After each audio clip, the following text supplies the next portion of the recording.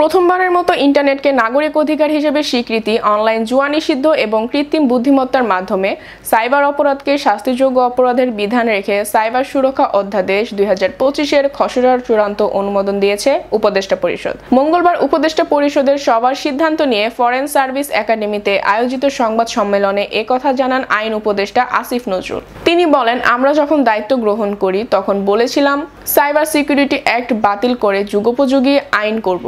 আমরা বিভিন্ন সময়ে খসড়া করেছি, আমরা সবাই মিলে কনসালটেশন করেছি, 25 বার খসড়া পরিবর্তন করেছি। আইন মন্ত্রণালয়ের মতামতের পর এই সপ্তাহে চূড়ান্ত গেজেট জারি হবে। প্রথমবারের মতো ইন্টারনেটকে নারী অধিকার হিসেবে স্বীকৃতি দেওয়া হয়েছে। দেশে প্রথমবারের মতো অনলাইন জুয়া নিষিদ্ধ করা হয়েছে। প্রথমবারের মতো নারী শিশু নির্যাতন এবং যৌন হয়রানির জন্য শাস্তিযোগ্য অপরাধ হিসেবে স্বীকৃতি দেওয়া হয়েছে।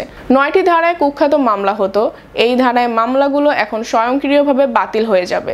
এছাড়া কিছু ধারা পরিবর্তন করা হয়েছে। তিনি বলেন, মতামত বা কথা বলায় যে অপরাধ হতো সেখানে মাত্র 2টি বিষয় রাখা হয়েছে। একটি, নারী ও শিশুর প্রতি যৌন নিপীড়নমূলক কন্টেন্ট প্রকাশ বা হুমকি দেওয়া। আরেকটি হলো ধর্মীয় ঘৃণা ছড়ানোর মধ্য দিয়ে সহিংসতাকে উস্কে দেওয়া হয়। এই মামলা হলে আমলি আদালতে যাবে।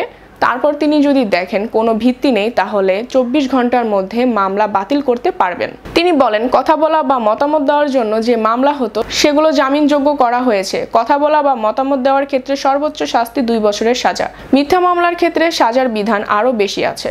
তিনি আরও বলেন, দক্ষিণ এশিয়া প্রথমবারের মতো আর্টিফিশিয়াল ইন্টেলিজেন্সের মাধ্যমে কোনো সাইবার অপরাধ করা হয় সেটাকে শাস্তিযোগ্য করা হয়েছে। মুক্তিযুদ্ধ বিষয়ক কন্টেন্ট এবং বঙ্গবন্ধু সংক্রান্ত ধারায় প্রচুর মামলা করা হতো, এই ধারা বাতিল করা হয়েছে।